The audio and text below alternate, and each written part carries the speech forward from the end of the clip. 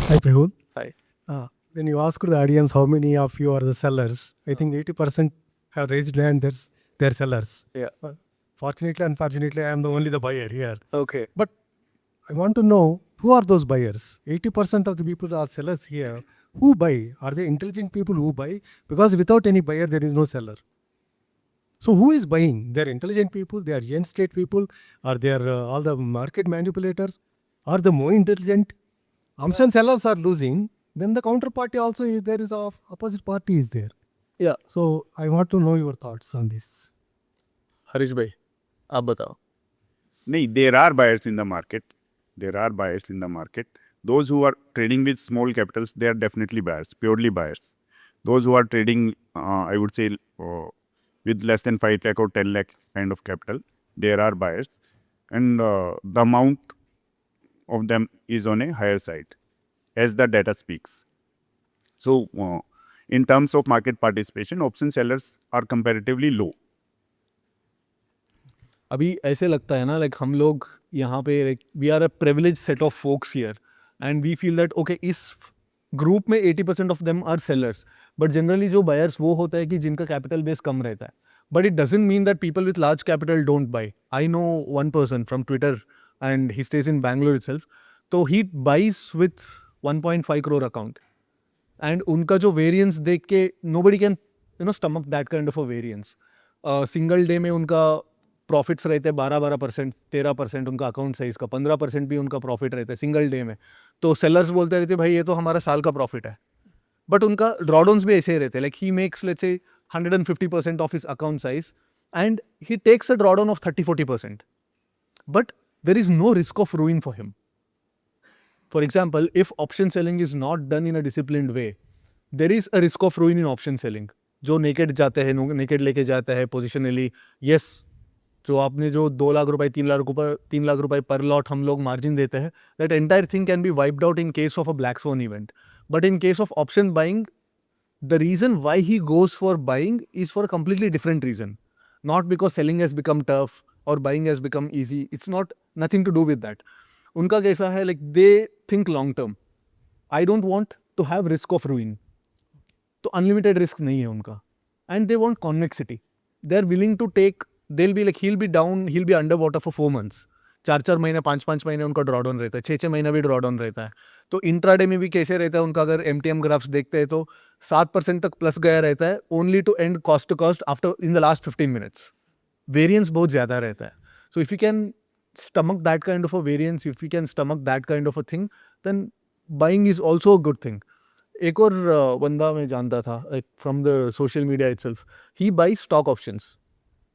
And Praful bhai, like option buying के लिए मैं बोलना चाहूँगा, जो मुझे समझ में आता है, जो ऑप्शन बायर होते हैं ना प्रोफेशनल्स, वो अपनी नेटवर्थ का आई वुड से 10% या 5% ही डिप्लॉय करते हैं मार्केट में और उस 5% को भी बहुत ही पार्ट्स में एग्जीक्यूट करते हैं.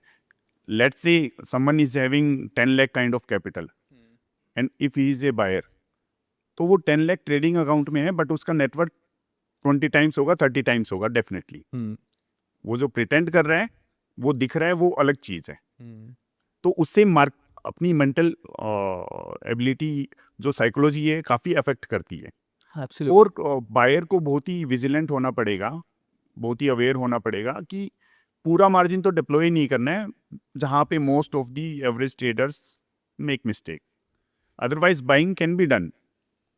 बाइंग से पैसा बन सकता है बट उस तरीके का डिसिप्लिन चाहिए. और ऐसा भी नहीं है आज की डेट में कि ऑप्शन सेलर है तो पैसा कमाना आसान है. आज की डेट में, हालांकि पहले भी नहीं था, but it has become more difficult nowadays. वो जो बोलते थे ना लाइक 80% जो सक्सेस विन रेट रहता है ऑप्शन सेलिंग में, I think everybody is noticing that 80% is kind of shrinking down. तो now it will reach a point where option buying and selling will become equally painful risk adjusted return wise. When that happens, उस point जब आता है तो I personally believe that it's better to be an option buyer than to be a seller, because after having the similar kind of a pain point in reaching that equity curve, you'll still be having convexity against you. Negative convexity trade कर रहे हो आप. But if you are an option buyer, you'll still be like getting similar kind of return, similar drawdown same रहता है. But let's say किसी भी दिन tail event materialize होता है, suddenly जिंदगी चमक जाती है. So if we reach that point, I'd still say like selling still has a slightly higher win rate after all the management and firefighting के बाद. थोड़ा selling में थोड़ा भी अभी भी फिर भी मतलब थोड़ा बहुत juice बचा है. Of course it's not as easy or it's not as smooth sailing as it used to be, but then there will come a time where it will reach the tipping point जहाँ पे people will start to contemplate, should I even be a seller? Already now we can see that a lot of people are contemplating like buying करना है selling करना है already. But 1 साल पहले 2 साल पहले अगर capital है तो selling ही करना है. अभी even like I know people like who are trading with bigger capital, they are combining both long wall and short wall. उनका कभी long wall पे position बनती है, कभी short wall पे position बनती है. So once this point, as I said, reach that tipping point, then people will start to weigh in long-term pros and cons, not the short-term pros and cons. So as I said, we were talking about that guy like who does option buying, right? So unka probably that might be his rationale. Okay, thank you. सो हाय प्रफुल्ल भाई. सो हमारा जो probability रहता है, मान लीजिए हम अभी last 2 week से हमने बनाया है जो भी 3% बनाया है, राइट. अभी हम ऐसा नहीं कर सकते कि अभी जो आ रहा है अभी निफ्टी में हमें थोड़ा कॉशियस होकर करना चाहिए कि भाई हमने अभी धीरे धीरे इतना पैसा कमाया 3%, तो ये जा भी सकता है. प्रोबेबिलिटी गेम नहीं खेल सकते हैं क्या हम? See, this again comes back to your personality.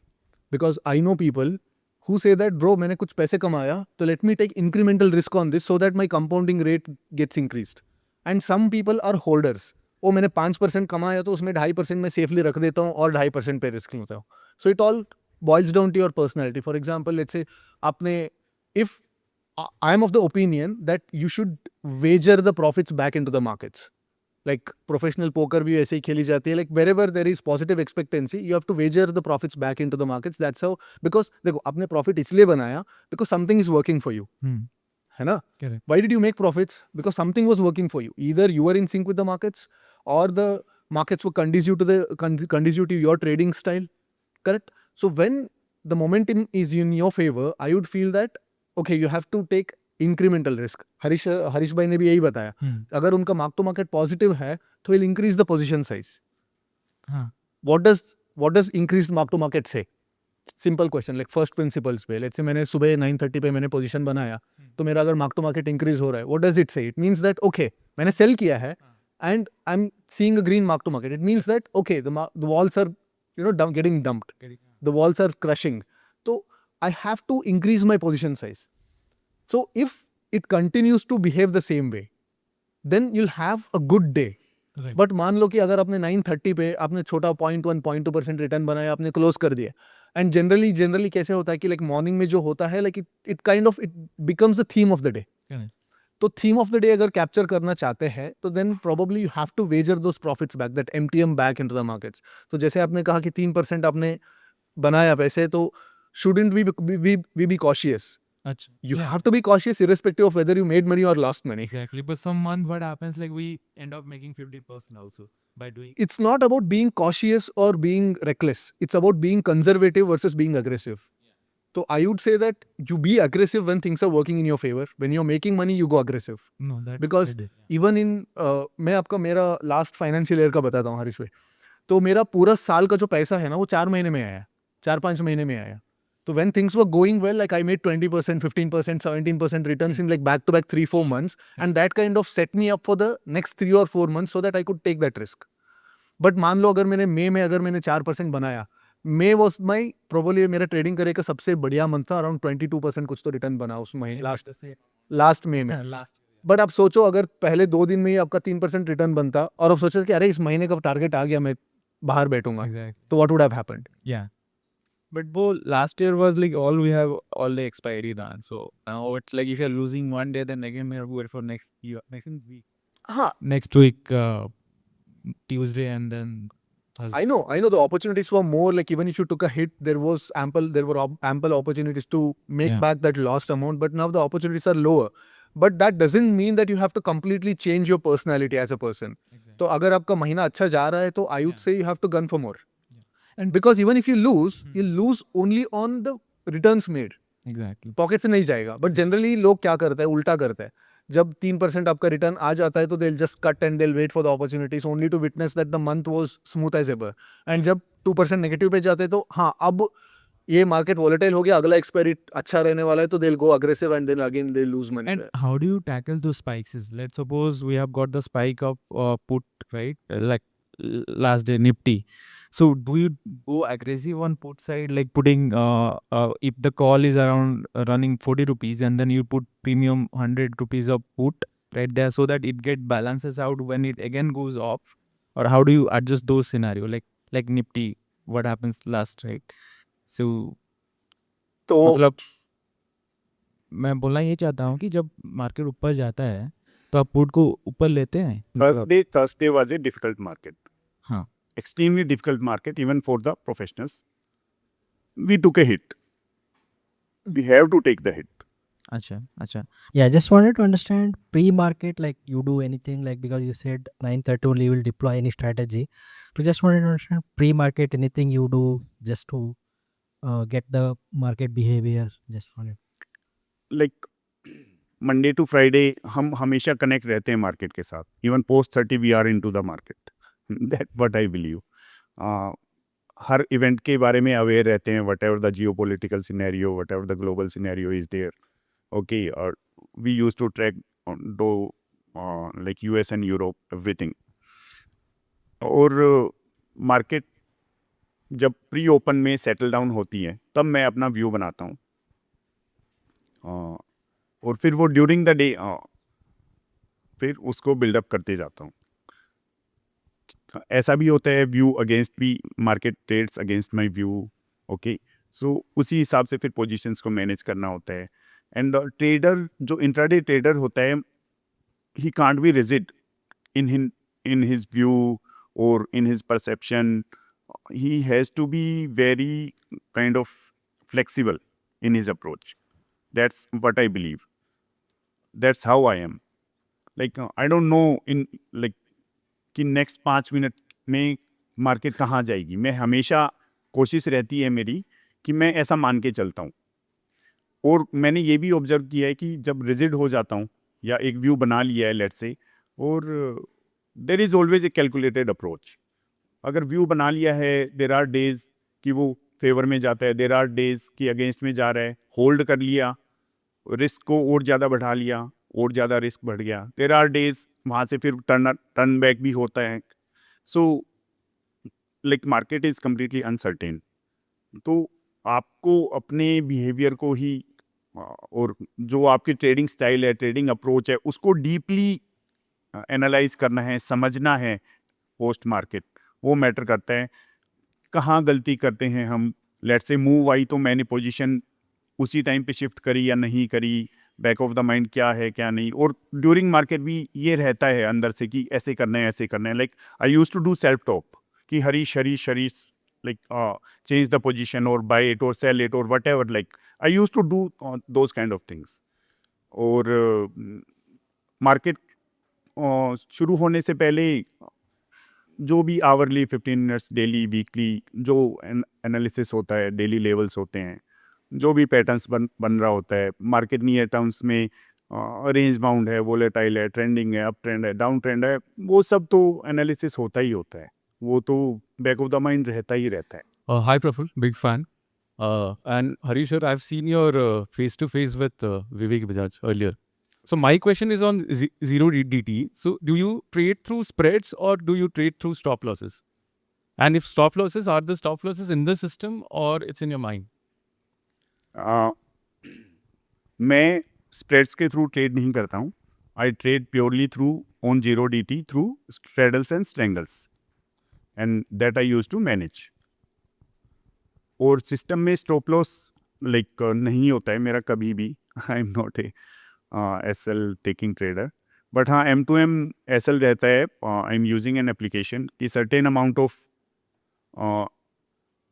M2M SL अगर वहाँ तक जाता है, M2M जाता है तो पोजीशंस एग्जिट हो जाएंगी, स्क्वायर ऑफ हो जाएंगे. वो मैंने ट्रेडिंग सॉफ्टवेयर भी इसलिए लगभग 1-1.25 साल से मैंने यूज़ करना शुरू किया है. Because last year we had seen random spikes कि let's say we are standing in positive. मैं अगर अपनी बताऊँ, पोजीशन लेट्स से पॉजिटिव है M2M या फ्लैट है या माइनर नेगेटिव है, but suddenly I use to see कि वो 7-8-10% नेगेटिव हो गया. I have seen those kind of days. तो वहाँ पे उस चीज़ से प्रोटेक्ट होने के लिए मैंने एक सॉफ्टवेयर यूज़ करता हूँ. So my approach is I have combination of all the things. First thing is spreads trade करने से you're not exactly trading VRP. तो VRP, what is VRP? Volatility risk premium. Like you are being given premium to take that risk. अगर आप immediate spreads को buy करके अगर उस risk को neutralize कर रहे हैं, you're not actually trading VRP. You're trading where the market is going to go. अगर मैंने ATM put option sell किया और उसका next strike ही buy किया और उसका अगले वाला next strike ही buy किया, you're not harnessing the volatility risk premium. You're saying that market will expire above this point. It's pretty much like delta trading. So spreads को जितना tight लेके आओगे उतना you're giving the reward of volatility risk premium harvesting back. So you have to find a sweet spot where you manage the trade using position sizing, using VAR and using stop losses. तीनों को combine करना है. For example मेरा जब 1 o'clock 2 o'clock पे जो you can notice certain time stamps where suddenly एक move आती है, तो उस मूव के अराउंड मेरे सिस्टम पे बहुत क्लोज स्टॉप लॉस रहता है. वहाँ पे मैं मल्टीपल री एंट्रीज भी करता हूँ. And eight the same time my position size is built in such a way that अगर मेरे हेजेस काफ़ी दूर है तो देन मेरा पोजिशन साइज ही कम है, so that my war is 15% और 12%. तो लेट्स से अगर पीक में अगर मैं पूरा पोजीशंस में ज़्यादा क्वांटिटीज ठोक रहा हूँ because it is end of the day slog over trade कर रहा हूँ, then my hedges are so close because उस पॉइंट ऑफ टाइम पे 200 पॉइंट दूर का भी हेजेस ₹1 ₹2 में मिलता है. Like we can afford to buy those things. तो then even with higher quantity my war still remains intact. So you have to manage risk at multiple levels. One is like आपका MTM को safeguard करना है and another is your account safeguarding. तो अगर किसी दिन war है 10% तो ठीक है, 10% हिट हो गया, फिर भी you can recover it back in like 2 months, 2.5 months. And I believe that there is no business which can not, I mean there is no business which can function without wagering 3 to 4 months of its profits in the business. हर जगह रहता ही है ना, 3 महीने का inventory तो किसी हर एक बिजनेस में रहता है. तो अगर बिजनेस बंद हो गया तो 3 महीने का इन्वेंट्री तो गया. तो ट्रेडिंग में भी ऐसे ही, let's say like your on an average clocking in 3% per month, तो then you can afford to trade a system which has 10% war value at risk. So yeah, the session was very insightful. I had just one question about the common theme of this thing was how the markets have evolved.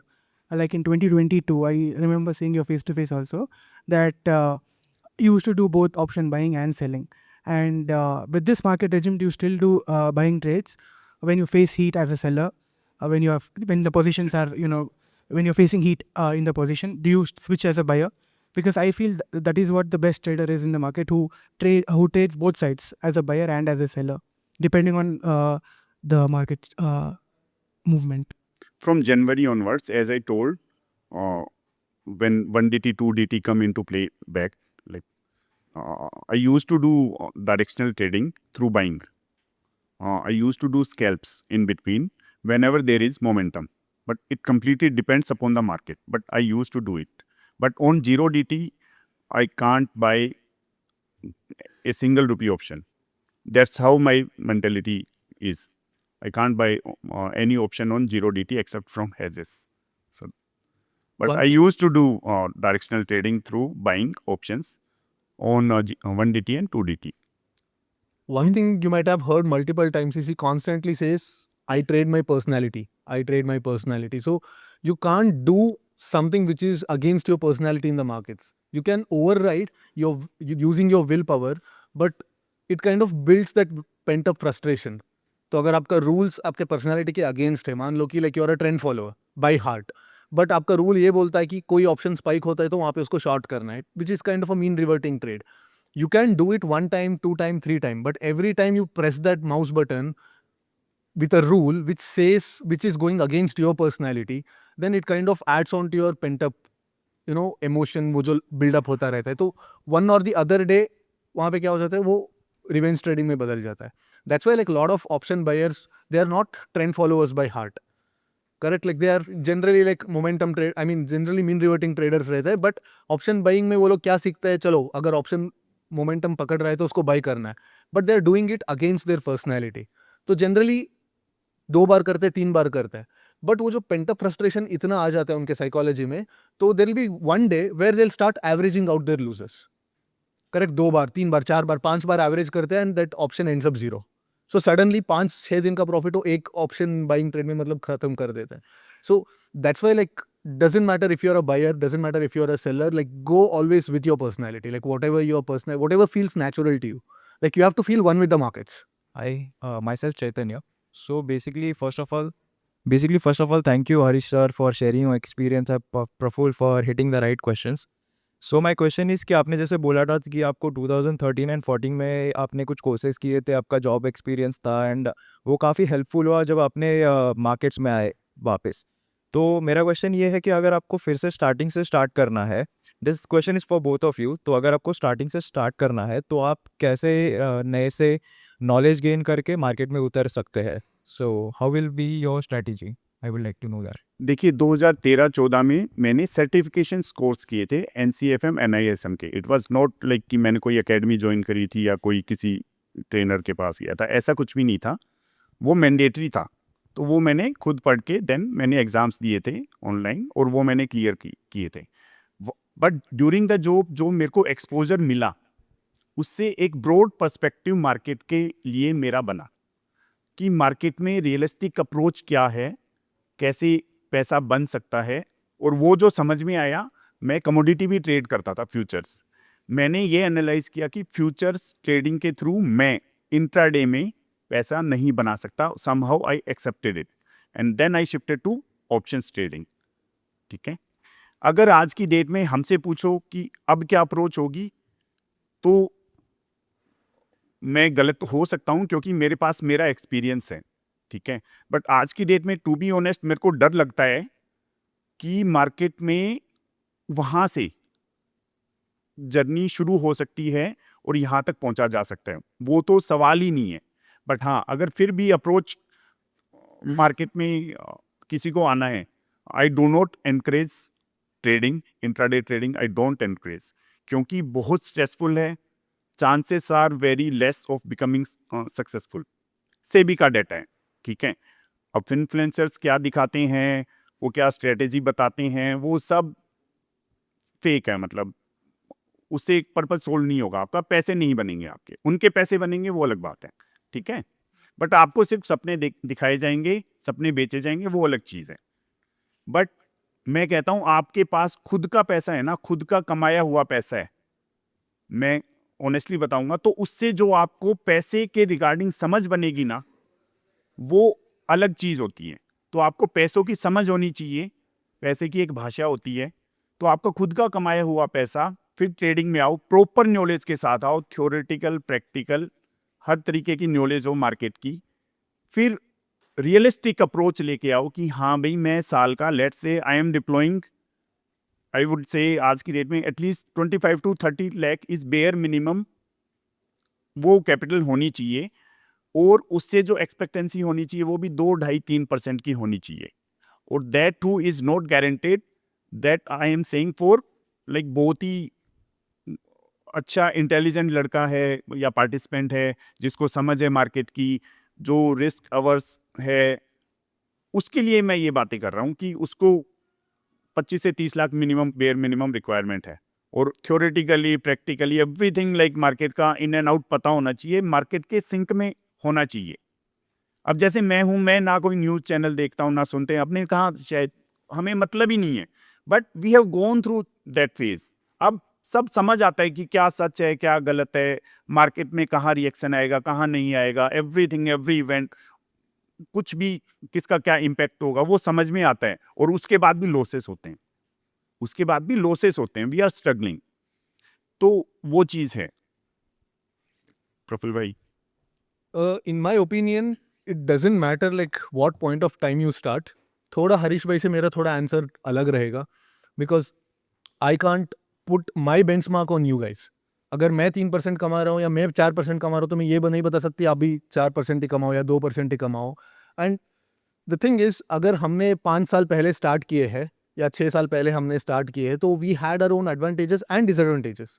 For example, उस point of time पे हमको awareness ही ज़्यादा नहीं था market में, but at the same time the entry barrier was so less, margin ज़्यादा थे, the markets were easier. So वहाँ पे we had our own advantages and disadvantages. And for example like 5 साल से अगर हम ट्रेड कर रहे हैं तो we have become set in our own ways. एक अंदर से एक मोल्ड बन जाता है. So we have a certain way of looking at the markets. Even though we can observe that, okay, the market is changing, it's not that easy to change with the markets. If somebody is coming fresh, he has a clean slate. He has a new way of looking at the markets. So he can bank on that. And at the same time, what I would do is, of course, ये मैं अभी start करूँगा तो भी same करूँगा, 50 साल बाद start करूँगा तो same करूँगा, 50 साल पहले करता तो भी same करता था. Only put a certain amount of money which you are happily willing to lose. तो you should have zero emotional connect with that deployed money. अगर कल ही अगर वो पैसा जीरो हो जाएगा, कैसे जीरो हो जाएगा? अगर आपकी गलती की वजह से ब्रोकर भाग सकता है, एक्सचेंज बॉम्ब हो सकता है, कुछ भी हो सकता है.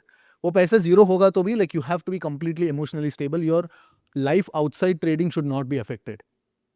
ठीक है, I know it's easier said than done, but I would deploy only that much amount and make sure that अगर आपने आपके इस एडवेंचर में योर इमीडिएट फैमिली डजंट सफर.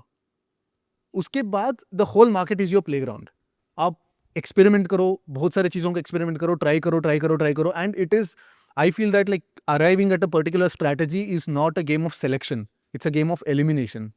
आप ऐसे नहीं बोलते कि मैं ऑप्शन सेलर बनूंगा, नहीं. आप पहले ऑप्शन बाई करोगे, आप स्टॉक ऑप्शन ट्रेड करोगे, आप इंडाइसेस ट्रेड करोगे, आप स्विंग ट्रेडिंग करोगे, आप मोमेंटम ट्रेड करोगे. ये सब करके एलिमिनेट करते जाओगे. ओ ये मेरे को नहीं जमता, ये मेरे से नहीं होता, this is not fit to my psychology, ऐसे इक्विटी कर्व में झेल नहीं सकता. So you keep eliminating and then you stumble upon something which has, let's say, 50% congruency to your personality, and उस 50% congruency को आपको improve करके लेके जाना है. 70-80% आपका पर्सनैलिटी के साथ सूट होना चाहिए.